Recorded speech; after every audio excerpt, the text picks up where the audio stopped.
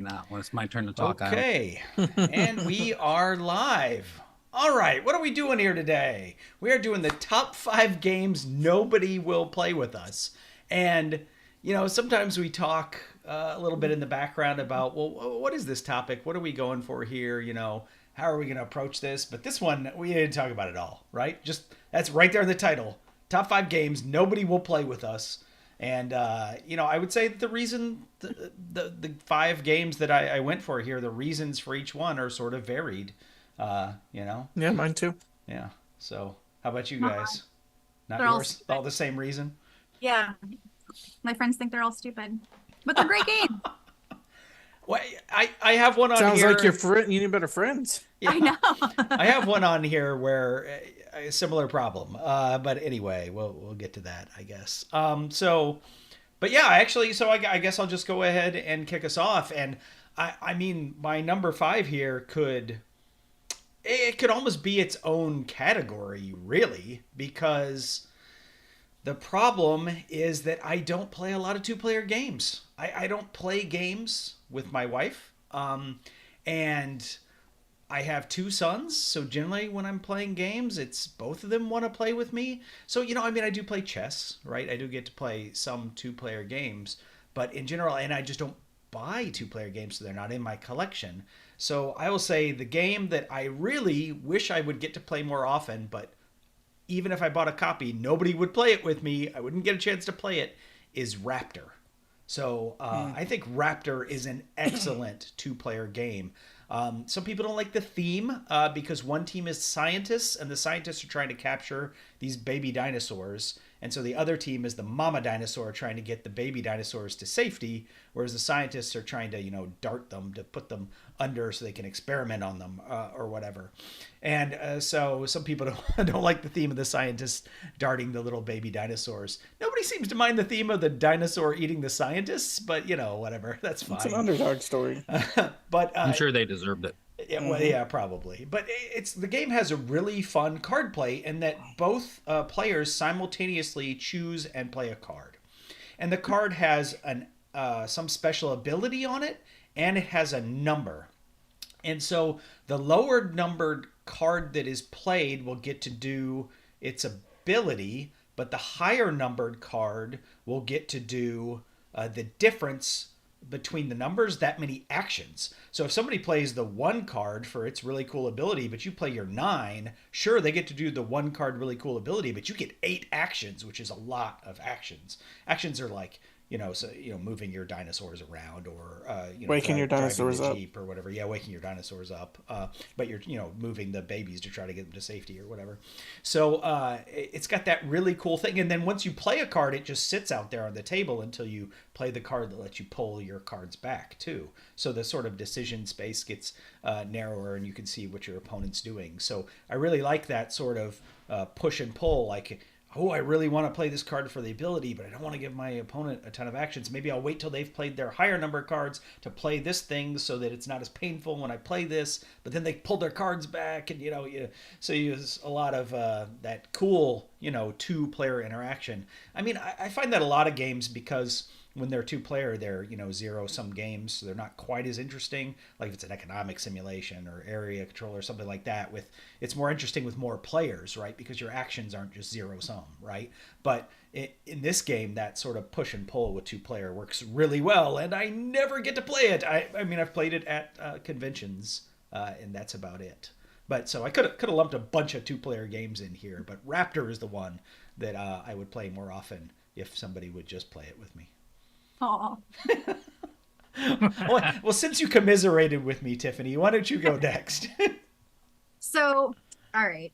I disappeared. I gotta make sure I don't want to. Oh, okay. So the one I'm starting with, which is my number 5, I'm going to my number 1. It's a particular version of this game that I love so much. It's Fluxx, but my favorite Fluxx is Pirate Fluxx. And so I really love, like, when it all comes together, like the meta experience. So for instance, I took a vacation with my kiddo to St. Augustine, and we went to a really old tavern that didn't even have electricity. They lit everything with candles, and we had dinner, and we sat in the tavern, and we played Pirate Fluxx while wearing our pirate garb. And then earlier that day, we had gone on a pirate ship ride. So like it was a whole pirate day, and it was just really fun. And so I felt like a great way to end that night was having dinner at this like old little, tavern and playing Pirate Fluxx. And then of course there's my favorite card in Pirate Fluxx, where if you play it and if you talk like a pirate on your turn, you get to like draw an extra card or something. And so, like I get really motivated by that, and I get really into it. And it's just a lot of fun. But actually it was, I think last week, we were hanging out with some friends, and they jokingly said, "Oh, we could play Fluxx." And I didn't know they were joking. And so I was like, "I love that game. Let's play." And they were like, "Ew, are you serious?" They were like, "No, you do not." I was like, "Yeah, I really do." Stop trying to make Fluxx happen. They're like, "It takes 2.5 hours." I'm like, "Yeah, but when it finally works, it's so great." This is a great choice for the list because I would not play Fluxx with you. It is the worst possible kind of game. Now, wait a minute. I got Math Fluxx to play with my kids, and that one's okay. It's got a little bit of math puzzle to it. And I got Firefly Fluxx. Yeah, Chemistry Fluxx looks a little interesting because there's like some knowledge and learning incorporated in there. But yeah, you lost me at Pirate Fluxx. I thought this list was going to be all of us going, "Oh, I'll play that game with you, buddy." But no, you're on your own, Tiffany. No, nobody's going to want to play any of my games, I promise you. She has the truest list. My games are good games. What? Great games. The rest of the population doesn't think so. Great addition to the list. Yeah. Thanks. All right, Erock, what do you got for us? Okay, so my number 5, I don't even own this game because I know there's no point. It's just going to sit on the shelf because my people are never going to play this game with me. Also, I want to be clear before I get a bunch of posts and texts and emails and stuff. I don't mean nobody in the world would play these games with me. I'm sure there are people who would play these games with me, and some of them even like I could surely reach out and get it to happen. This is just, I'm just saying. But at the same time, Age of Steam. And this is encompassing 18XX in general. Yeah. I like 18XX games, but I know my people are not going to play those with me because, and this is going to be, you're going to hear this again from me today, because if you make a mistake early, it's brutal. And my people aren't going to do that.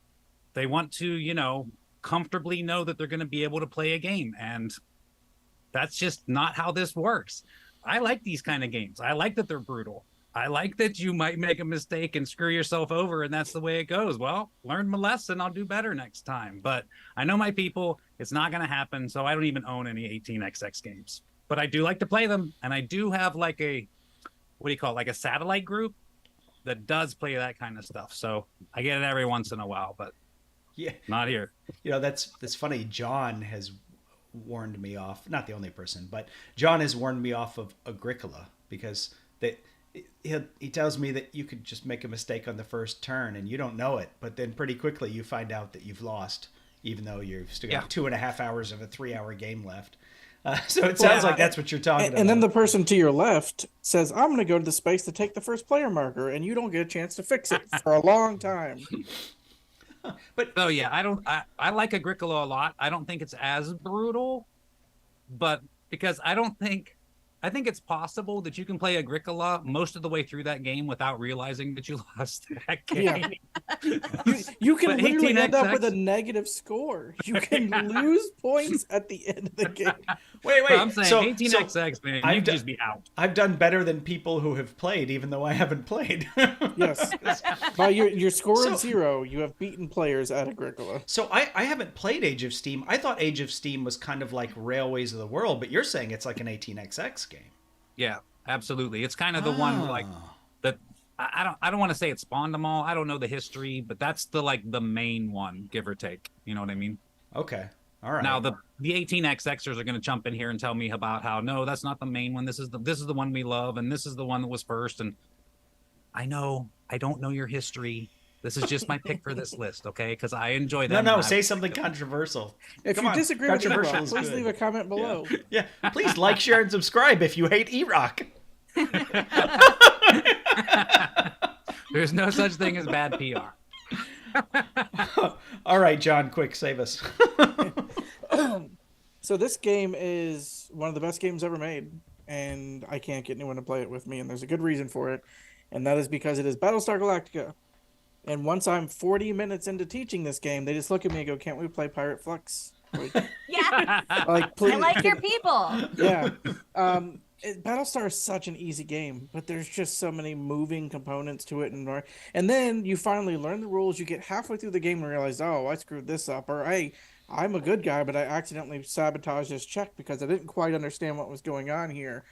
The entire first playthrough is ruined. You got to reset it and start over, and then it's a 3.5-hour game, and it's a beautiful game, but the entry barrier to it is so large that, like, if you're at a convention, you're like, "Hey, you want to play Battlestar?" Most people are gonna be like, "No, no, thank you. I'm not gonna do that." But if you get a group of 5 that know how to play it, it's one of the greatest gaming experiences ever. So it's just that strong dichotomy of it's either going to be painful or it's going to be brilliant. It depends on who you're playing with. So Battlestar Galactica, I can't get people to play with me. This was on my list. This was going to be, like, it was in the mix to be on my list, and I said John's going to pick that, so I didn't even bother. Smart. You know, Is I that didn't. Oh, go ahead. No, I was gonna say I didn't think about it because I haven't played it. I have a copy, and I nobody tried will to play get- it with I me. tried to get That's Steven why. to play it. He owns it. He will not play it with me. So therefore, Right? it is a solid addition to this list. Yeah. Is that the game that my friend was looking for a full group at Dice Tower? Yeah, I think so. And I was like, I guess we can play. I don't know anything about it. And you were like, you don't want to play. You don't want to play that. I saw them. They had a players wanted sign sitting there alone with the box, and I never saw anybody else sit down with them. And don't get me wrong, I like that game. I think it's awesome, but she didn't want to play that game. She does not want a Oh, 3.5-hour social deduction. Wait, I then you know played Blood. Then you played Blood on the Clock Tower. A 3.5-hour social. Yeah, but that's different. You're like a role player in that. That's you know? more social than game, really. Yeah, Okay. agreed. That's more social on the side. I agree. Battlestar Galactica is a good medium to heavyweight game that also has that. She don't want to play that. I know. Mhm. I don't Yeah, do I got you. deduction. Yeah, I got you. Well, That's what Cylon would say. Don't lie. You just don't like that kind of game. well, Neutral is in the comments. He dropped his number 5, and it's Star Wars Rebellion, and I'm just gonna have to guess that's because of game length or possibly the theme. You know, Star Wars is And not teaching. everybody's thing, right? Well, yeah. I mean, I lump teaching in with game length, right? Yeah. I mean, this is one of those where I'm going to say, I'll play that with you. I love Yeah. that game. But, I Yeah. mean, it's hard to get mine off the shelf, too. And, you know, honestly, it's because of player count. Because we almost never just play 2-player games. And I don't Babe's either. probably not going to play Star Wars Rebellion, you know, this long, drawn-out cat-and-mouse war game with me. And how often am I going to invite one other person over and Babe's not going to be here? Like, it's just hard. It's hard to get it to the table. See, that's how you know you're a true core gaming couple, is if you refuse to play 2-player games with each other. That's Yeah. that's the litmus test. Right? Like, we don't do that. Mm-mm. We'll tell you how it plays at 3. Yeah. Well, Neutral says his Star Wars fan isn't a fan anymore. So that's Oh. kids can be Aw. fickle, right? You know. Well, the It movies was are a great different than game, the fans, though. but Yeah. Well, but We'll come it's back around. I don't know how great of a game it is unless you love the IP. Because one of the things that's great about that game is you're playing the movie. Yeah, sending Yeah. characters on missions and it's all thematic and everything. And I mean, I couldn't say because I know all the stuff, so I can't Yeah, divorce stuff. myself from all that and think, Yeah. what would it be like if I didn't know? anything? I'm not sure it would be that great. I think it would be just like a decent war game if it weren't for the IP. So I don't like yeah. the IP, so I've never had any desire to. I gotta live with this. Yeah, she won't I'm a play Lord of Star the Wars or Rings girl. Battlestar. I don't do sci-fi. I just do all. Of I don't it. do sci-fi. My number 5 is Pirate Fluxx. No, those are authentic pirates. They're not like They're real space pirates. They're the real Yeah. ones. All right. Well, let's move on to our number 4s then. And number 4, I'm going to throw out a game which might be the most obscure one that lands on the list, although I have mentioned it before. And it is sort of near-term sci-fi, I guess. It is called Tomorrow. And there are a couple of reasons why nobody You have mentioned this wants. before. Yeah, this is hilarious. yeah, there's a couple of reasons nobody wants to play this. Some people are just I mean, this was a Kickstarter a while ago, like when Kickstarter was this new thing where people were, small companies trying to make games instead of whatever the hell it is now. But so the theme, people were up in arms about the theme because the theme is like the world is overpopulated and you need to depopulate it, right? So it's, so that's one thing, right? That's got this nasty theme. But the other is it's a semi co-op in that there's only one winner or zero winners. You can all lose to the game. Otherwise, one of you wins. And so there's like this area control. There's this idea that, you have your population pawns, more of your population pawns left because they score they score points for you at the end of the game. There's some other cards and things. And so, you've got to depopulate the earth, but you want most of the depopulation not to be your people, right? And so a lot of people, I think, don't get it, right? I mean, I played a session of this game where I was China, and China is just everybody is going to target the sort of China, India high population area. And so diseases and things that you do on purpose to kill people could spread from India to China, right? So as China, you're going to lose a lot of population, but at some point it's like, whoa, you can't take all my population, right? Because then I'm going to lose the game. And so, and what are some of your threats? And it's like, so I said, hey, look, you guys have taken enough of my population. You take another one of my population, and I'm going to nuke you, right? and the United States player was like, nah, and took out some of my population, and I nuked Mexico, right? Like Mexico was controlled by the U.S. player, right? And I had the neutral nuke too, so I had this extra nuke, and I'm just like, I'm telling you, quit messing with me. I got nukes, and when you nuke somebody, it's not just, ha, ha, ha, I nuked you, but it also pushes the game towards that failure state because you're screwing up the environment, which is what you're trying to say by depopulating the planet, right? And so there's this idea though, but there's some people that get it in their head like, well, Steve's just throwing the game for everybody. I'm like, no, I'm not. I'm trying to win, right? I'm trying to, and some people just don't get that concept though. They're like, well, one person is just throwing the game. It's like, no, you can't box somebody into a corner and just target them. Everybody has to work together enough that this failure state doesn't happen, and then you need to have done the best. So you can't just pick on one player who's got a bunch of nukes. Sounds like a glaring indictment of the UN. Is what the game is. I mean, there are so many reasons to hate this game, but I love it. In the game you just described, I wanted to smack you and the other guy. So like, I'm not even playing, and I'm already upset about it. Exactly. So I'm really selling people on playing it here with me, but you sold me. Yeah, I'm going to pick up a copy of this. Somebody was selling it in the flea market at BGG-Con. I'm going to pick it up and give it to Patrick because I described this in a video, and he was like, oh, that sounds awesome. I don't know. I think in my head, that's what he did. Anyway, so I'm going to get this copy for him. Maybe we'll actually play it at the con. Probably be the only people who play it this entire year. I don't know. We'll see. But anyway, that's tomorrow. Yeah, she'll play. Yeah? All right, let's do it. For a faster, fun version of that, play We're Doomed. You can still nuke each other. Hey, any game where you can nuke each other, just wonderful. Forget this Wingspan and Planted and all these nature games. Let's play with nukes. Come on. Mm-hmm. Nuclear War is actually a card game from the 80s, 70s? That was a pretty good game, actually. Yeah, agreed. Yeah. Anyway, all right, Tiffany, what's your number 4? All right, my number 4 is a little cheesy. People will play this game with me, just not as much as I want. So I added it to my list. I've talked about this game 6 million times. Terraforming Mars. No, it's almost. Ooh, you were close. It's almost as good as Terraforming Mars. I just want to stay in the stupid picture. So it is Space Base. I love Space Base so much. I would play Space Base every day. I would play I would be okay with starting every game event with Space Base a couple of times. But at this point, I've worn out my friends, and they really don't. Even though I don't usually win, so it's not like they're tired of losing. I think they're like, we're tired of beating you, Tiffany. It's really just depressing for us at this point. That's not true. I'd say it's pretty much an even spread. You think so? Yeah. But it's just. But not the desire to play the game. That is. Yeah, that's all me. Oh yeah. That's just by myself. And of course, I'll play Space Base. Yeah. Once. You won't repeatedly, like I would like to. And so this is one of those things. I have a friend, Terry.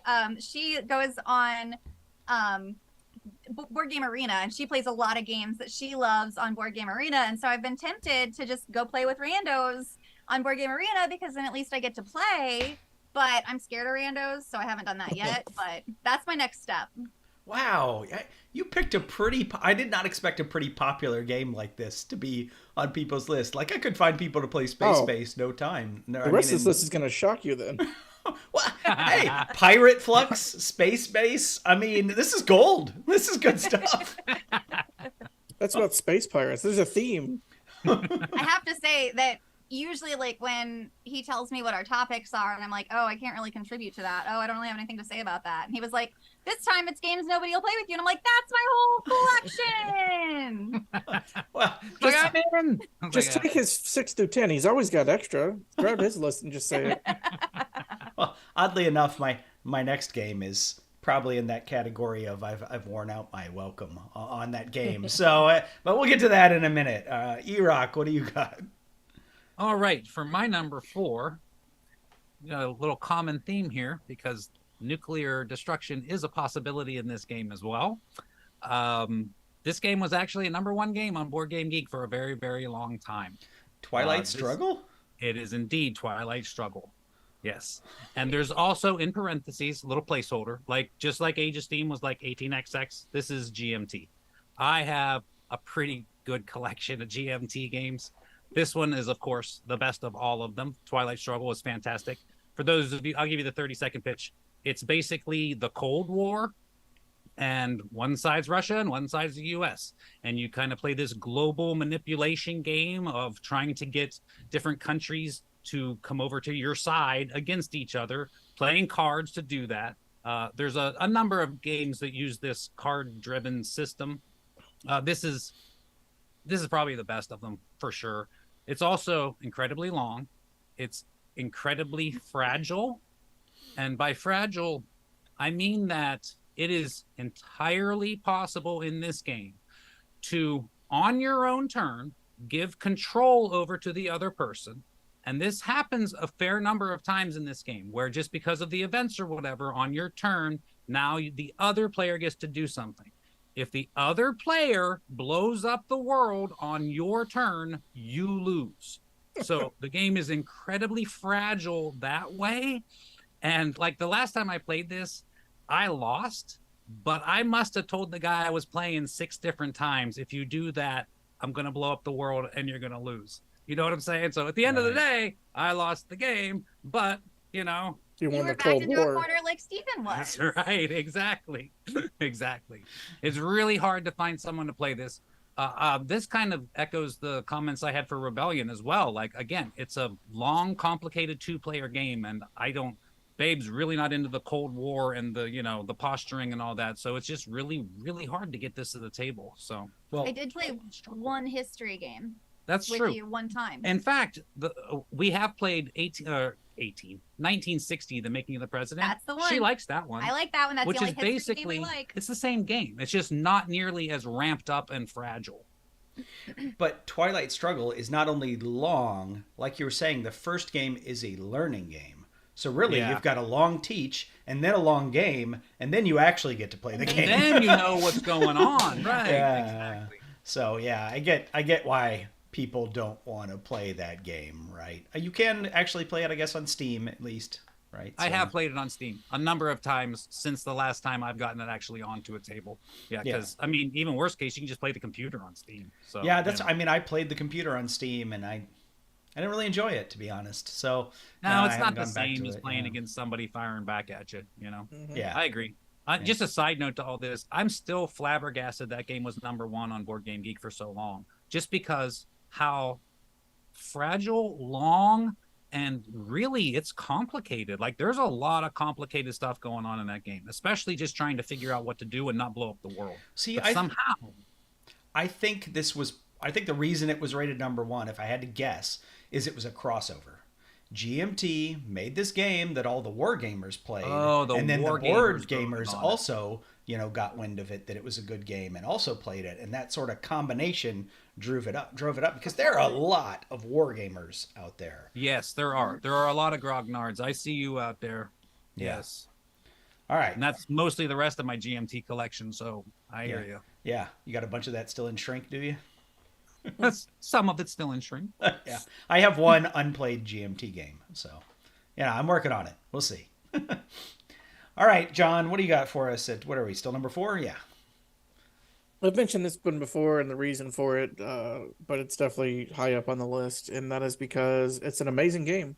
I love this game. It's so good that another designer grabbed the core concept of it and turned it into a game that's much more popular than this game ever was, and now I can doubly not get it to the table because everyone's just going to want to play Heat instead. Right. My game is Flamme Rouge. Just a fantastic game, very tight, very strategic, very fun. But because it's about riding bicycles, people just immediately I'm not riding bikes. I'm not playing them. Is ET in the basket? I'm not getting on a bicycle. And they just won't do it. The theme kills it for people so much that it's impossible to get to the table. And like I said, now with Heat out, there's just zero chance that I'm ever going to see this play again. But I still love it. I still like it more than Heat. But I'm just going to break out Heat instead and cut my losses because nobody will play this game with me. I'll play it with you. There we go. See, I don't get that. I mean, racing games. I mean, it's a racing game. Like, if you like racing games, play racing games. It doesn't care if it's a motorcycle or a bicycle. No, if it was a it matters. moped race, it would get more play than it does with bicycles. But it's just the theme. It does not connect with people.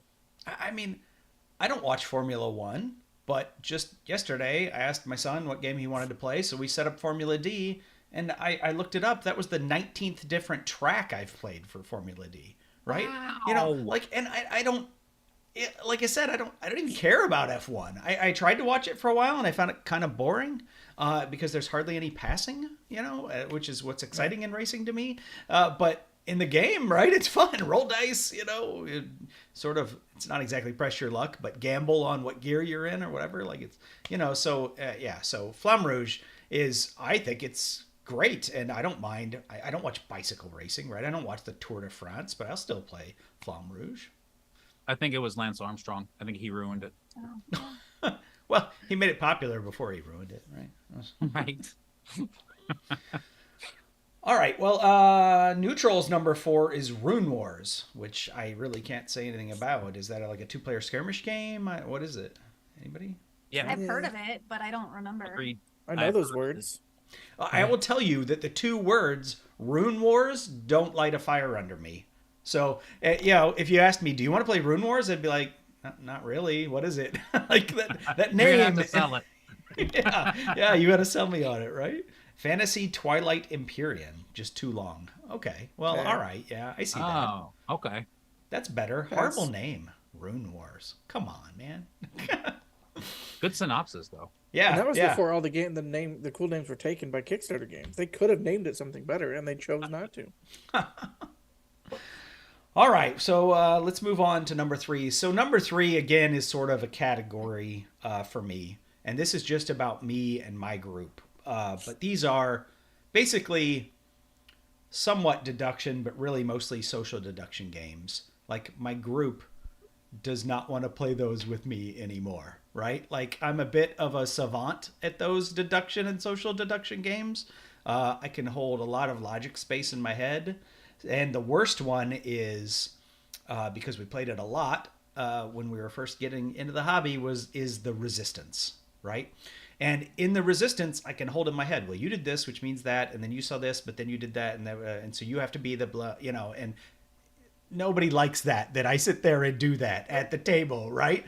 Because I'm just laying it out in the logic chain. So the people that are trying to get away with something don't really appreciate it, and the people that are on my team are like, we're watching Steve play, like, so anyway, and then in social deduction games where it's not really team-based, so a game like Coup, people just kill me before I even get a turn, like they just target me. They're like, I think they're just trying to, they're trying to teach me not to bring that game to the table, I think, and they have succeeded, right? So, yeah. So it's kind of a whole category for me, but the Resistance is the one that nobody it was the thing there for a while, right? It was really easy to play. Everybody really enjoyed it, but it just sort of played out, I guess. But particularly playing it with me. So anyway, there you go. That's my pick for number 3, the Resistance. Tiffany? Would you Yeah, I hate would you like so. your dog to make a pick at number 3? Yeah, so Benjamin here, can't really see, but every once in a while you know that he's there. He won't play this game with me because he says it's ridiculous. It is the best story about aliens that come to Earth and they attack the planet, and a ragtag group of carnies are the only group of people available to defend us.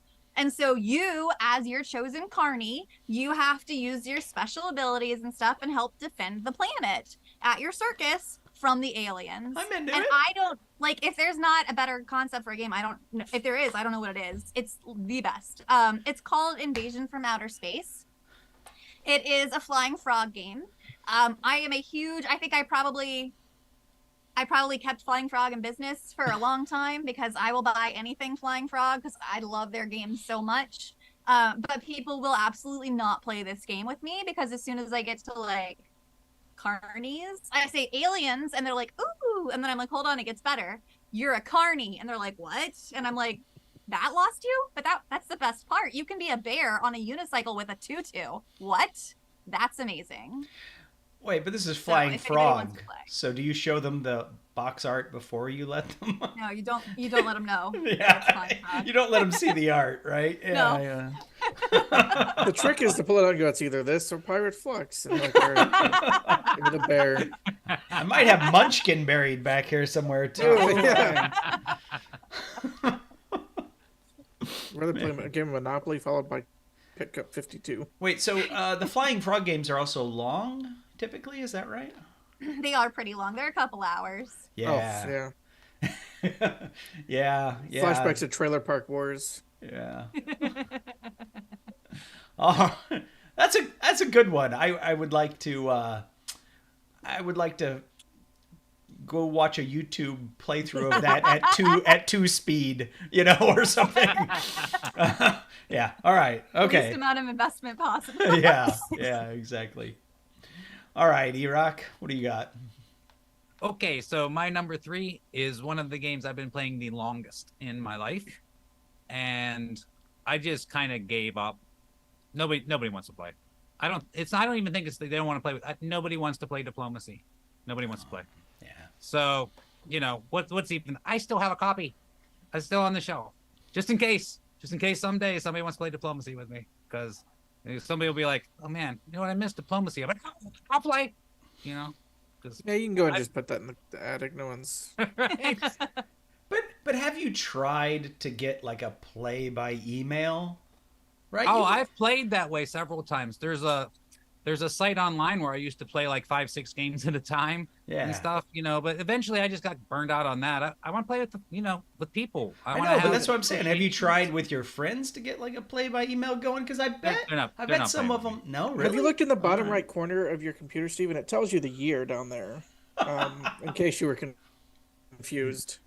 I could probably get 2 other people maybe, but I'm not getting the 7. You know what I'm saying? Yeah. 7 people? Yeah, and probably 2 of them are going to get killed off pretty early. Oh, me. I get the brownie points for playing, but I don't actually have to play. I will have to say I'd probably rather play a Game of Thrones 2nd edition than Diplomacy. Yeah, so would they. Yeah. Yeah. So I love it. But a lot of that I think is probably a lot of nostalgia. Really, just going back to those days when you just got so deep into a game and it was all about the negotiations and, oh my god, we're running out of time, are you gonna do it, you're gonna support me, yes, thank you, and then you go back in, you write your orders and see what happens. It was so much fun. But again, I'm totally I'm sure with the you. cavemen played with the wheel a lot, but we've kind of moved on since then. So. I still use wheels. I use them every day. Do you play with them? Me too. You just roll them down the street? A stick and a hoop. Yeah, no, but I'm totally with you, which you'll see when we get to my number 2. It's not a crossover, but yeah, I'm right there. I'm right there with you on this one. Some games they get passed by. They're too long in the tooth or too long, or whatever, and there's some new game. They're just too much of a thing. Yeah, exactly. All right, John, what do you got for us at number 3? My number 3 game is specifically for one reason, and it's because I'm an asshole. And that is, and Steven can attest to this. Yeah, sure. That is Century Spice Road. Road. Yeah.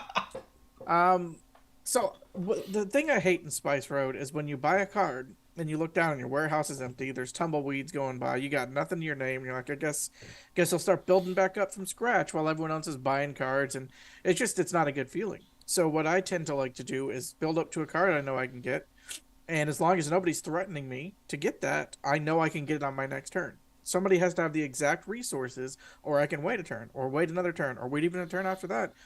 So I've got the gold coin card locked down. Nobody can take it from me. But instead of buying it and being like, well, let me start from scratch, I'm generating other resources. I'm upgrading them. And if anyone ever threatens me, well, then I grab the 3, and I'm already 75% of the way to the next card. But for some reason, people hate that. And the reason is because for it some sucks. reason. I understand like why it's an annoying strategy, but to me, it's just like not doing that is deleterious towards winning.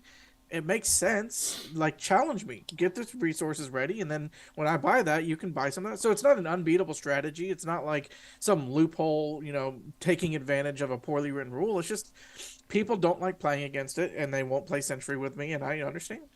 Yeah, but Century limits the total amount of things that you can Your have. resources. Yeah, but if I only need 6 to buy the card, that's 4 more slots I get to work with. I get 3 yellow, so I upgrade that to a red. Then I get 3 more yellows. I feel like I would to... do the same, but I feel like you just eventually run out of slots in Century. You do, but for the like 5-6 turns I'm doing that top card is locked down. You're not getting that 3 bonus points. I am. You haven't had this experience. I have had it. True. I've had it a couple of times, and it's not so much my own personal experience, but the other people who are also playing. It's just it's not pretty. Nobody should play this game with John. This is the first game on the list where nobody should play this game. I wouldn't play this game with me. Yeah, that's right. I'm gonna clone you as an AI, and you can play yourself in this game. Yes, you'll hate it. Thanks, I hate it.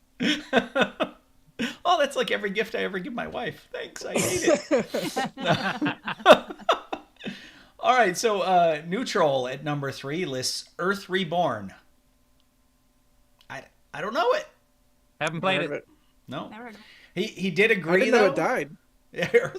Yeah, Earth Reborn after tomorrow. But he did agree that a game can kill another game because Murder on the Cosmic Express has killed the Resistance, according to him. So, hey, everybody should know that. Don Eskridge, the designer of the Resistance, is going to be at BGG Con. I may just accidentally slip a copy of my game in his bag while he's not looking or something. We'll see.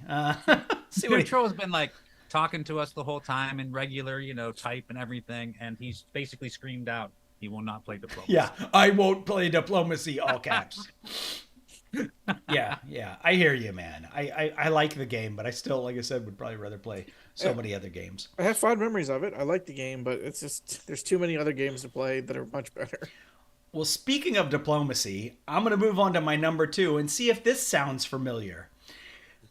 Big box game from your childhood that takes a lot of time to play and everybody has sort of moved on from, because I'm putting the whole series here, the whole Milton Bradley Gamemaster series here. My favorite is say Axis and Allies. My favorite is actually Fortress America, so I will say Fortress America. But I have Fortress America, I have Axis and Allies, I have Conquest of the New Empire, whatever the Roman one is. And I have Shogun, which is now Samurai Ikusa. swords. Samurai. No, mine's actually called Shogun.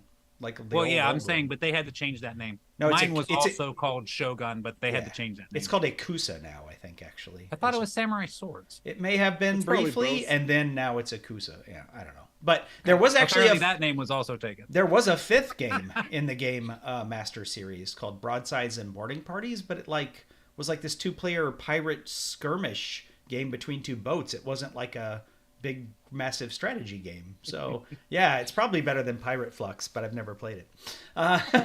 So that one didn't do well and got mothballed really quickly. Fortress America actually got a reprint maybe 10 years ago or something. And of course Axis and Allies is by far and away the most.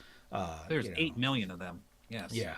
But, these games, they're still good games. They're still fun, but you pull them out, or you don't even pull them out. You just mention them, right? And people are like, like that's a game that I played back in the day. It's not a game I play now. It's not. I don't feel like a ton of dice chucking to resolve my wars. I don't feel like playing a 4-hour, war game.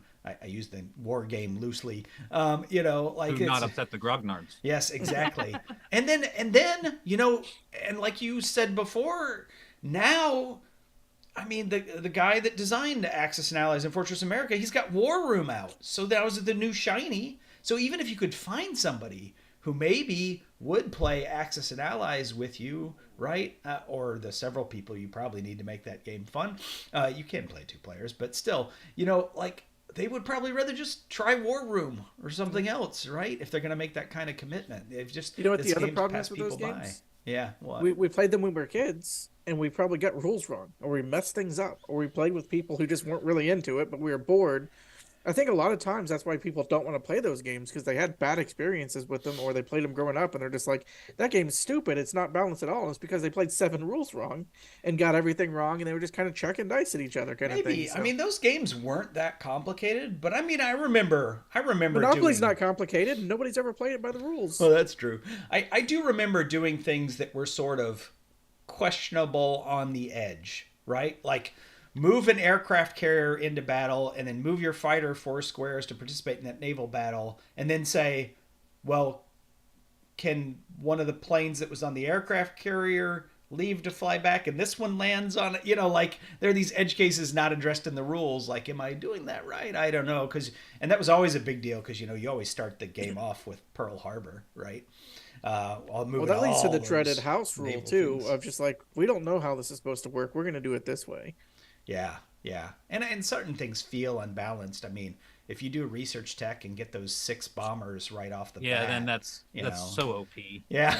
Exactly. I mean, you're going to spend probably 9 games just losing money, never getting anything. But that one game that you get those super bombers, that's it. Yeah. You win the game. How many times as the United States did I just research super bombers and spend the whole time flying them to Britain to bomb the hell out of the Nazis? Right. That was the US's main goal, right? Unless you could maybe hold on to a part of China and get a factory built there, and actually get some mainland. But if Japan wiped out your navy and you lost any of your footholds, it was just like research super bombers and send them to England, So anyway, I still got these stories. They're still great games, but people just don't want to play these games anymore, man.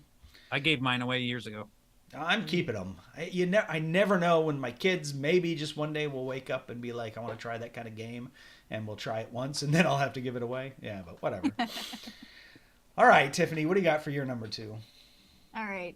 I don't remember what I'm choosing for my number 2, so I have to look at the list. Okay.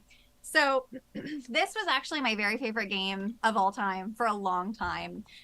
It would still be in my top 10, just for nostalgia reasons, just because I loved it so much.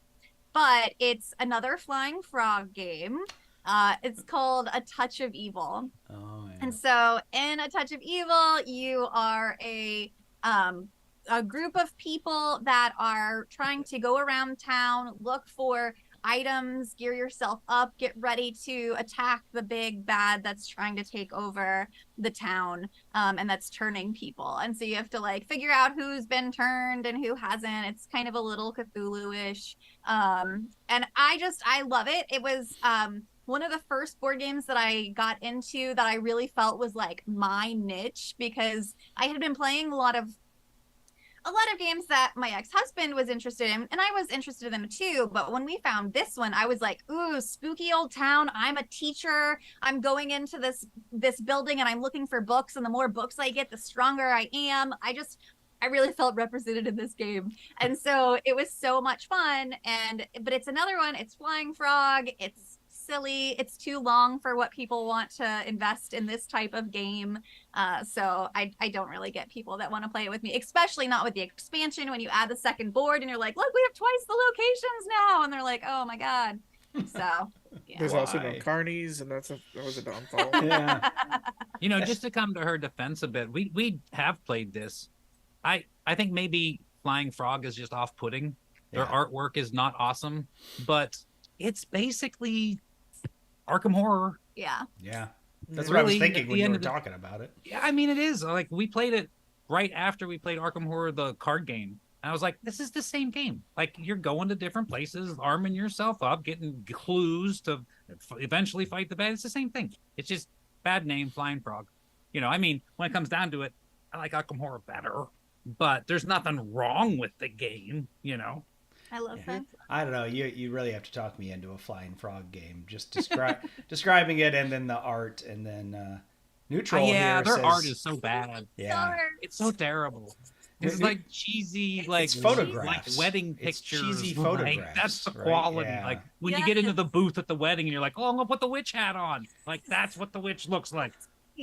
like Sounds people like Terraforming Mars. people make fun of IP games that have like movie stills and stuff. I don't think those are so bad, but this is like movie stills without the IP. You know, Yeah. like, It's it's so like- off-putting. Right, I like can't B do it. movies, but there wasn't a movie. Yeah, it's a C movie. It never existed. It was like Flying Frog is like, we need to publish a new game. Rent out the local glamour shots for a day. Get Sears on the phone. But again, underneath all that, it's a good game. Nothing wrong with the game. Yeah, Neutral called out Last Night on Earth is the Flying Frog game he's played. So I know you like that one too, right? Well, That you probably have them all, barely so. missed your list. Yeah. Yeah. Very close. All right, Erock, what do you got for your number 2? My number 2 is from a company that I love. I've been kind of following them for quite a while. Kind of, you know, when I really started to get into the board gaming scene, you know, I really liked what they were doing. So I've been kind of a closet Splotter fan for a long time. And I kind of went out of my way a bunch of times to get their games and play their games. And then all of a sudden, they had a game that took the world by storm. That game's Food Chain Magnate. I like this game. I like it a lot. But I sold my copy because I can't get anybody to play with me. Because just like 18XX, if you screw up early, you're done. And this is a long, complicated financial game that you are going to have to now sit there for another 3 hours. And unlike some other games, you know you're done. Like it takes like one turn for someone to be like miles farther than you. You know what I'm saying? And you're like, oh, I'm never gonna win this. But there it is. You're stuck. What are you gonna do? You know what I mean?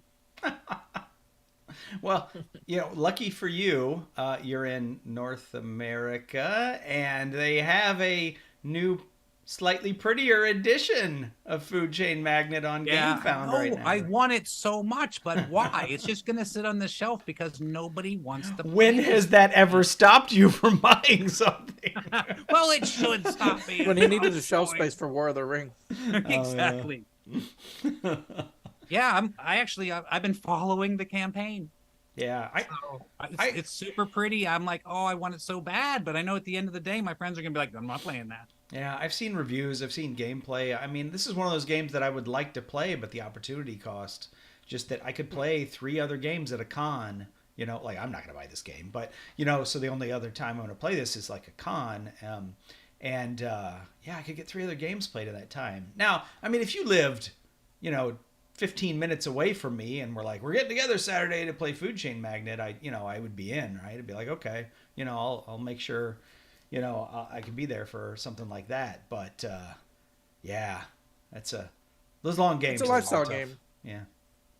And I mean, and once you've played it a couple of times, it doesn't really help because now you just know, Now you're just going to lose normally instead of terribly. Yeah, I mean, because it's one of those things like right off the bat, you need to get a bonus that's going to set you up to do a certain thing for the rest of the game. If you don't get one of and it's the first person to do it gets the bonus. And in the round is fine. So if we did it in the same round, we would both get the bonus. But if you don't get one of those bonuses, you're done. Like that's it. Everybody else has a bonus. They're going to outproduce you in every possible way, and you're just done. And even after you've played once or twice, you still might not get that bonus because of the way the game plays out. It's hard. It's hard from the beginning. Why do people say this is a good game then? It is excellent. If you can get over It's that excellent hump. if you're not getting shafted. Yeah, exactly. I agree 100%. If you can hang in there and just get over that first part. It's a really good game underneath all of that. It's really tight. It's really competitive. It really shines, but it only shines if you can make it there. And most people aren't going to even try to make it there. It's like you said, it's an investment. You know, you almost have to invest your time into this game to get good enough at this game to play the game. So that's not the world we live in anymore. I'm amazed how popular it is because of all of this. Like, what do people just beat their friends into it? They're like, no, we're playing that again. Nope, we're playing again. You know, I don't get it. You just got to have the right group, right? I mean, there's that whole group of people that that's the kind of game they play. Splatters. Yeah, right? I guess that's Roads true. and boats and food chain magnet and whatever else, you know, I got almost all of them on the shelf, man. They almost never come off. Yeah, you know, there are those people who are like, oh, for a change, let's play something light. Pull Brass Birmingham off the shelf, you know? Nice We'll warm-up game, Brass. All right. But that's my number 2. Yeah. John, what do you got for us at 2? So my number 2 is another very popular, very good game. But it's another game where less of a jerk than the stuff I pull in Century Spice Road, but it still annoys people. And that game is Concordia. And what it is I love that game. Everybody I've played with loves the game. We're cruising along and everyone's building their engine. They got stuff working. They've got, I'm going to play on this, I'm doing this, I'm doing that. And then I start buying the cards at the end of the game. And I start buying the cards. And they're still they're having a great time. I'm getting these resources. I'm doing this. What do you mean all the cards are gone? The game's over. What are you talking about? And they get so mad about it. I'm just like, at a certain point, you have to pivot and start buying cards to get the in-game scoring and trigger the in-game. And so many people just love running that engine out and just keep doing stuff. You got to be the one to start buying cards. And when you are, you become real and popular at the table. So people do not like to play Concordia with me. Tiffany, you should never play a game with John. He will always end a game quickly, whereas you want it to take forever. Yes, I tell people, like, I'll give you $20 not to end the game. Well, let's play a bunch of games together. Yeah, right. You can play as long as you want. You know, I get away with this one. I very rarely lose Concordia because I get that. I get the switch. I understand how the cards are also scoring you. I think the game is just so much fun that I get away with it. Like, yep. I could say, let's play Concordia. People are like, yeah, all right. That's a great game. I'm like, nah, I'll lose that game. Sure. Right, exactly. I guess I'm in the minority here. I just thought it was okay. I thought it was kind of dry. Oh, that's sad. It's okay to be wrong, but don't abuse the privilege. I just wanted to point out that I was wrong, you know, just in case it was... Concordia is one of those games that outside of Steven, I've never heard anyone say a bad thing about it. Every time with a new person, they're just like, that was super fun. Wow, my bad thing was it's kind of dry. Yeah. Like, I mean, oh, he hates that game. He hates it. Well, you know, it is a game that I don't like it as much as other people, and that is why I will pivot to my number 1. Although, for a second, I guess I got to list Neutral's number 2, which is Tannhäuser. I think. Which one? Tannhäuser. Oh. Yeah, something like that. I mean, that's obviously not the right way to pronounce it, but that's how a true American will pronounce it. Tannhäuser? Yeah. Got down to Tannhäuser. Tannhäuser. I lived in Tannhäuser once. Oh, you did? Yeah. Well, I don't know anything about the game. I know it's a World War II game. Oh, it is. It sounded like a dry German Euro to me, but yeah, okay. Yeah, there's whole like Tide of Iron, Tannhäuser, like a bunch of those. Like I just never got into because I don't know. I guess kind of like we turned the corner into Euros at some point, and like why collect these war games and I'm not gonna play with anybody. And then I started collecting GMT war games. But, and then you bought War Room. Right. Indeed. And John Company. I travel for work, so That's you know. He's got time. Well, so anyway, I was talking about how I don't like Concordia as much as other people, and I think that's kind of my problem at number 1. I like this game more than most people, and I like this game more than how good this game is too. I think there's a bit of a nostalgia factor here, and there's a bit of like I feel like I'm role playing a little bit here. Like I really get into this game, which is what makes this game a lot more fun for me than and other people who play it strategically and don't like randomness and Hail stuff like Caesar? that. No, this is Merchants and Marauders. Ah, yes. So, I grew really up love this game. playing Sid Meier's Pirates, one of my favorite video games of all time. And this is like that, but in board game form. So this is a game that I have to make a special day of it, right? It's a long game. I got to get people to come over to play it. I tried to play it on BGG forums one time, and we were having a good time. We were like, with people I knew in real life, we were all playing it on the forums, and we were role playing and all that. And then finally some guy just sort of torpedoed the whole thing by not doing his stuff. So we never even finished that game. But I'll get people to come over and make you gotta spend a whole afternoon, right? And like I said, it's gonna take 4 hours or so. I mean, you can make it go faster by reducing the number of glory points you need to win or whatever. Yeah, and some people feel like you have to be a merchant to win. Like you can't win as a pirate unless you're lucky or something. And like, I don't know. Yeah, I don't care about any of that, right? I'm a pirate or I'm a merchant and I'm sailing around the Caribbean. I'm investigating rumors and I'm making money and burying treasure and whatever. I love all that stuff. And so I think I like this game more than most people do. And it's a big commitment, and I want to role play it a little bit, which makes it even longer. So anyway, that's so kind of like my number twos being, just long games that are sort of a commitment. Number one, I specifically make this even more of a commitment probably than than people want it to be, and that is Merchants and Marauders. It's not you, Steven. It's me. I I played like the commitment. I think it's a good game. It was a bit much, A bit, which is weird for me. It's Yeah, funny like, because what? that concept of like sandbox where you can be good guys or bad guys, it's been tried a few times. I don't think anyone has actually nailed it yet. I think they're still waiting for the perfect game, and we're just not there yet. I think maybe it just hit me at the wrong time in my burgeoning hobby.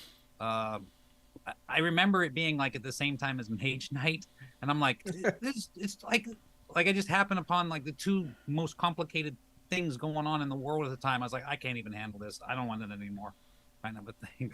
But I don't even play Mage Knight. I was like, that got way too much. I know it's not as complicated as Mage Knight. Well, I have the expansion to Merchants and Marauders, which has a bunch of extra modules you can throw in. The Seas of Glory it expansion. could be as complicated as. Yeah, I don't know. Yeah, I would probably play not, it. but- I would probably play it now just to kind of go back to it, because that was a long time ago, and I just remember it being a lot. At that I time. wonder if you would hate the randomness, right? Because it's more, the game is a little boring pick up and deliver to be a merchant, so it's more fun if you spend some time at least as a pirate. But the pirate, I mean, it's still dice rolling to resolve stuff. Like, did your scouting roll succeed to find something? Did you get your butt kicked, or did you win? Dice rolling, and it's not input randomness, it's output randomness. So you can just have a bad roll, and then your whole sort of strategy is tanked there for a little bit, and that can be. I get that can be frustrating, but Yeah, that might have played into it. It was so long ago. So. yeah, piracy's frustrating. What can I say? Right?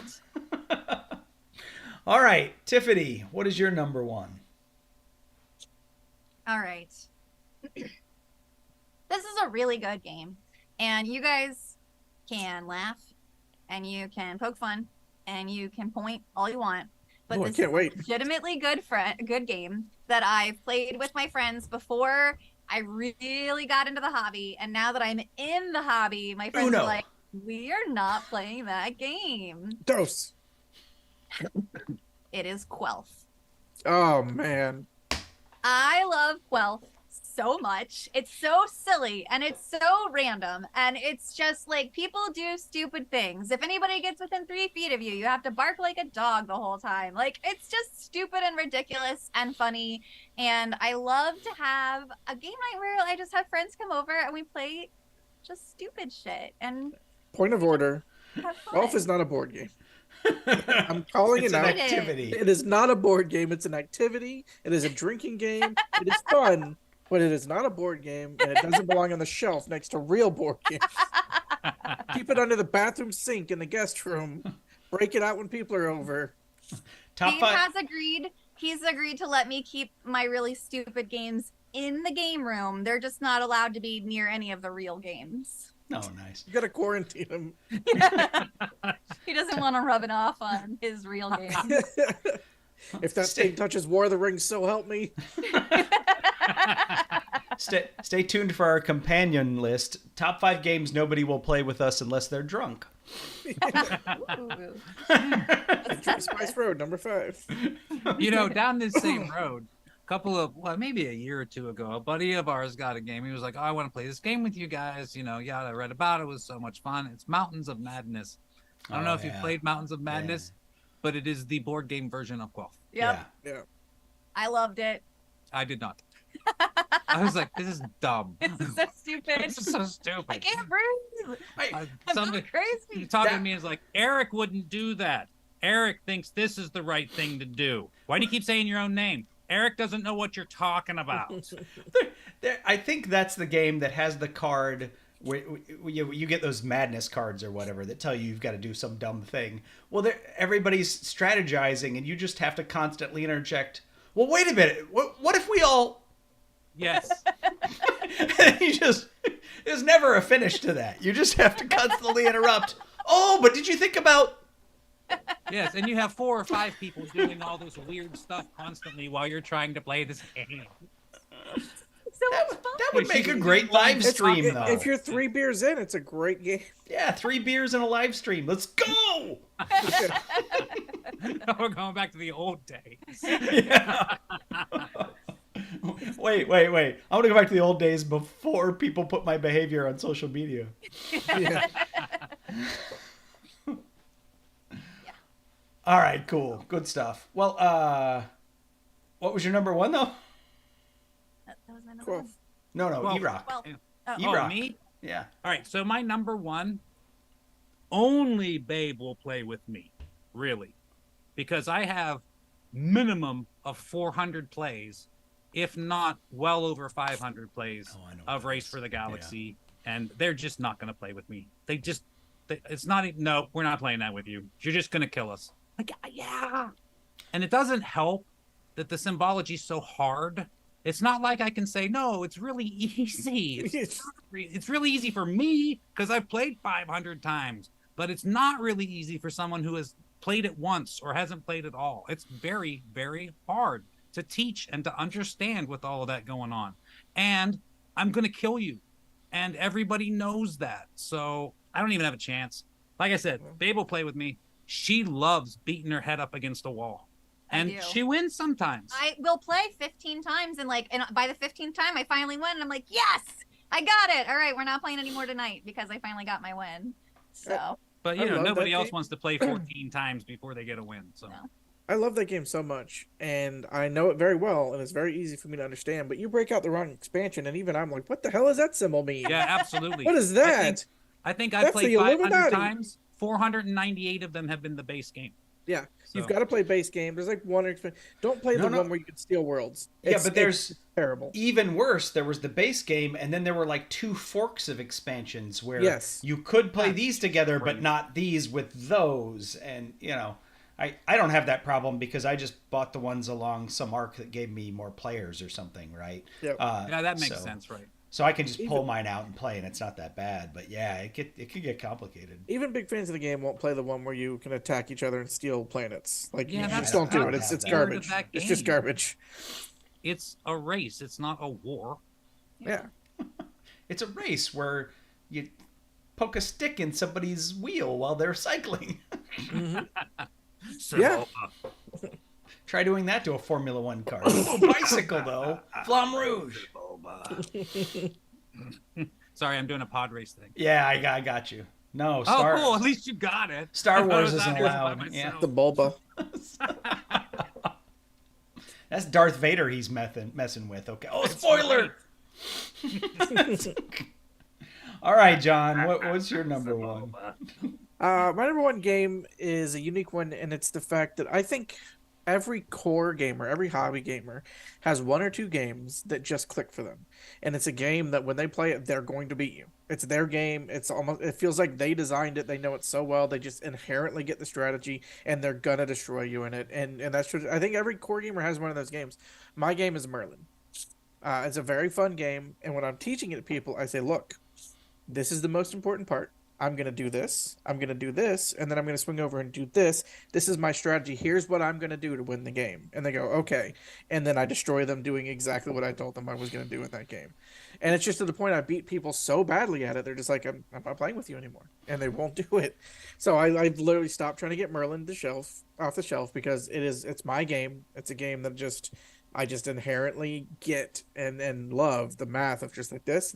I can move Merlin backwards. I can hit this and like just playing out the dice and get all the stuff and go and play in the environs and all that stuff. And it just clicks with me. And people notice that and they're just like, no, never again. Hey, it's okay to have a Hall of Fame, man. Just put it in your Hall of Fame and retire its jersey, there. you know? It's a great looking box. I just remember I took the sequel box and I put my New York Slice in it because that game will not fit in its base game. But yeah, my number one is a Merlin for that reason. All right. Well, Neutral's number one is the most requested game for us to stream live, and that is Cosmic Encounter. Oh, I will not play Cosmic Encounter. What? It's not a game. It's a social. Oh, I know he loves that game too. I'm sorry nobody will play with you. Yeah, but John, why wouldn't you play with the Just Got Played crew, man? Because it's not a real game. It's, hey, I want to be on your team and we're going to win. Okay, then we won. Congratulations. Let's go play something else. So what? It's an activity. It's not a game. It's an activity. If I get together with the Just Got Played crew, I want to play a board game. To me, that is not a board game. It's a social activity. And it's fine for what it is, but I don't get to play enough board games as it is. I'm not going to waste time playing a social activity. Gosh, opportunity cost is the worst, isn't it? Right? It is. It really is. For the most part, I agree with you, John. It's not much. It's not really a game. It took me probably 4, 5, 6, 7 tries to even, but I think it's awesome. I do think it's awesome now, but it's not much of a game. It's fun as a social activity, but there's just no game to it. It's very much like if 3 people gang up and like, we're going to stop you, they sure are going to stop you. You just lost. GG. Let's play something else. There is some fun conniving there, but yeah, if you want to be playing a game, you need a different game to be fun and conniving, like Dune or something, right? Yeah. Yeah. Right. I need a structure to where if I connive, I know what I'm going to get as results or the risk thereof. But with a game like that, if I'm your best friend, I'm like, hey, we should win this game together, and you're like, yeah, we just won the game. It's over. Just pack it up. We won. You can't stop us because we're working together. Fun? Yeah, I would like to play that game. See, we'll play with you. But hey, there you go. Can we win? Can we Well, be you can't just broadcast that. Well, Whoa. no, just Tiffany take a and person. Erock, we'll gang up. Steven and we'll get another crew member in, and we've won. There you go. You want to play again, Steven? Oh, Well, we no, won wait that a one minute. too. Now, just No, we just won again. No, just like Neutral said in the comments, you can't always team up, right? There's some randomness. No, there is and some people randomness. teaming up. Basically, There is like some every randomness. player flips a card to see who they're going to attack. So, you know. Yeah, you might be attacking one of your teammates, right? Oh no. Yeah, entirely possible. But defensively, I think that you can mess with people at a whim, right? Yeah, I mean, unless you are going to constantly shift alliances, there is no point in playing this game, right? Like, if you're going to like just make gotta- teams and go into playing this game, you might as well be flipping a coin, right? Like, I mean, that's Agreed. yeah. So it's not a bad game. It's not terrible by any means. It's just it's not the kind of game I want to play if I'm out and about with a group of people that like board games. Oh yeah, Neutral, I mean, think it's awesome. I've had Yeah. a lot of good time playing. yeah, it doesn't make my top 100 for basically the same reasons you guys are arguing that maybe it's not even much of a game, but I enjoy it. I would play it, right? Like totally. It's a good. lot of fun. It's good, yeah. So yeah, there we go. All right, anybody have any honorable mentions? There's something interesting that didn't seem to come up. I'm a little surprised. Nobody said people won't play this co-op game with me because I'm an alpha gamer. Does just nobody wanted to admit that? I don't play co-op games for many I reasons. love co-op games. Yeah, I'm a Care Bear. we play a lot of co-op games. I don't think any of us or our people are really alpha gamers. I mean, we all definitely have opinions, Yeah. but we always repeatedly say when we play a co-op, it's your turn. You do what you want on your turn. And you say that over and over again when we play co-ops, especially with people that are new to the group or new to co-ops or whatever. But we just hammer that constantly. Yeah, I have an idea. She has an idea. He has an idea. You do what you want on your turn. Yeah, I agree. I mean, it's that line can be a little difficult because you want to talk it out. You want to make sure everybody's on the same team. We got a plan. We're doing the thing. Ultimately, it's your decision, and it's also good if you have, some reason why you can make a better decision than somebody else, right? For some reason or another. But, but at the same time, like as somebody who teaches games a lot, I will almost alpha game I'll almost alpha game competitive games, right? I feel like in the beginning I need to point out, oh, look, you could do this. Hey, you could do that. I agree. And, I do that a lot when I play it. I always get like shit. I do that when I'm teaching. Like, hey, if you ignore this part of the game, you're gonna lose. Yeah, Keep but an eye on I I that. do it while I'm playing. Yeah, I do it I while always I'm tell playing, people when I get like in the crazy beginning. looks, I'm like, look, I Never don't helped care me, what you're Steven. doing over there. Ask me questions. I'll be happy to help you. I'm not going to use it to destroy you. I've got my own thing going on over here, I'm saying it's because someone's like, I don't quite understand. I'm like, just show me the card. Like, it's a learning game. Yeah, Or exactly. just show me the card. Okay, this is what that means, and that way you learn better. Like, it's a learning game. Yeah, yeah. Every game's a I'm, practice see, game. Every I'm game. the opposite though. I don't really care about playing against a route AI. So I'm the opposite of an alpha gamer. They're like, let's do this. I'm like, sounds great. Let's do it.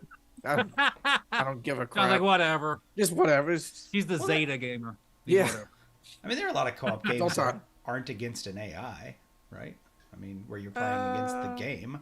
I mean, Pandemic doesn't really have an AI. Hanabi doesn't really have an AI. Well, when I The say Crew AI, I doesn't mean have an just AI, like you know. I think a they're logic kind of route of whatever they interchangeable. set up, and Yeah. I just think playing against another person who's really intelligent, Yeah. like to me, beating that person is 100 times more fun than beating an AI, no matter what. It's either an AI or a puzzle, right? A Right, co-op yeah. game is either an AI or a puzzle, right? Yeah. So okay, yeah. It's not I mean, enough that I if you win. really- You have to lose. If you really want to get into it, it was a person who set the puzzle up. So you really are playing against the game designer. But they can't outthink me when the variables change. So there's That's true. a ceiling to what that puzzle can do, and a lot of us I think are very intelligent people or core gamers. Like we've seen these kind of things before. We're going to be able to outsmart somebody who can't respond to what we're doing. That's just the way it's going to go. But yeah, my group just doesn't really go in for co-op games, and I don't necessarily know why. Maybe they just don't like co-op games, or maybe they don't each like other. them with me. Maybe they don't like playing them with me. I don't know. Maybe this should have been number one on my list. People won't play co-op games with me. Although, I mean, we did play through an entire campaign of Mechs versus Minions, right? So I've got same hundreds of group, that's a hours in great game. Gloomhaven, so like Yeah. there's certain times where I do enjoy that, but for the most part in board games, not so much. Oh, that's true. You're a big Gloomhaven, Frosthaven person too. So Yeah. Interesting. Well, it's got to have that progression. Like, I don't mind co-op if there's progression to it, where I'm getting my own stuff. There's stuff happening, like, and that the repeated puzzle is kind of fun, but it's very much like once you've played a game of Pandemic, you kind of know what to expect on the next card Yeah. flip. You Yeah, know, it's really not hard to predict. my son just absolutely loved Adventure Tactics, Damien's Tower, leveling up his character, getting new Yep. stuff, and then it's a new, quest, some new thing you have to do that you've never seen before, new types of combat mechanics, or the way that, the monster behaves or whatever. It did a really good job of drip feeding you new stuff in that game. So, yeah, at least... Yeah. If least my Gloomhaven was just family played picking that a with me. random scenario and playing it, then putting the backs back up, no other stuff attached to it, I wouldn't care about it. Yeah. Hmm. Well, I mean, Interesting. Now I feel like challenged. Like I got to find a co-op game that's not a campaign that you would enjoy. I'm open to try it. do you not like the Crew because you like trick taking? It's okay. I like it because it's trick taking. I don't like it on its face value. Yeah. Okay. And there's also little stuff in the Crew of like, I want something different than you do, or I'm trying to obtain this agenda or this goal. So like, it's not very much we're working together. It's, hey, we have this stuff, but my stuff too. So there's enough going on in the Crew that you have to think what other people are going to do, as opposed to just like, here's the problem facing us. Let's talk about it. Oh, we know what to do next. Nice. Well, there you go. That was the only thing I could think of. I was expecting somebody would come in here with an alpha gamer thing. Well, not Tiffany, but I was expecting. We just some- don't tell her. You don't want to make her mad. I have an opposite game a flip of it as an honorable mention, and that is Team Ticket to Ride, because everyone wants to be on my team in that game because I'm undefeated. I'm picking up a copy of that map at BGG Con. I'm gonna start practicing. I'm gonna take you on at the next Dice Tower It's convention. just Ticket to Ride. The problem is your partner. Who you playing with? That's what that makes or breaks the game. Wait! My partner was your wife last time. What are you saying? Yeah, she's never been on my team for a reason. You two would be hilarious, by the way, as a team in that game. It would be great. Yeah, it'd be fun. I would. It's just we always do random. We always pick random teams. It's just never. Yeah. I think we've played 12 times and we've just never ended up on the team together. Yeah, if you haven't played Team Ticket to Ride, you gotta try it. It's a blast. It's hilarious. Yeah. Love to get to ride. Yeah, it's on our radar now. Yeah. Cool. All right. Well, anybody else got any go backs? Got My any honorable mention was honorable John's number 5. So yeah, because Yeah, I there agree you go. with the BSG. Battlestar Galactica, Yeah. 100%. Yeah. My honorable mention is every other Flying Frog game. All right. Yeah. Well, my honorable mention would have been co-ops. So yeah, it looks like we all got it worked in there. So Yay! Nice yeah. done. All right. Yay. Well, thanks for joining us for Top 5 Games Nobody Will Play With Us. I'm Steven. That's Tiffany. That's Erock. That's John. We're Just Got Played. If you aren't watching this video live, feel free to leave us a comment below about what you think about this. And if you look in the description of the video, I'm going to put a link to our Discord channel. You can come over there to talk to us about games and whatever else. But until the next time, thanks for joining us. Bye. Bye. Have a beautiful beautiful time. Every time. Every time. Have a beautiful time every time. Smoke.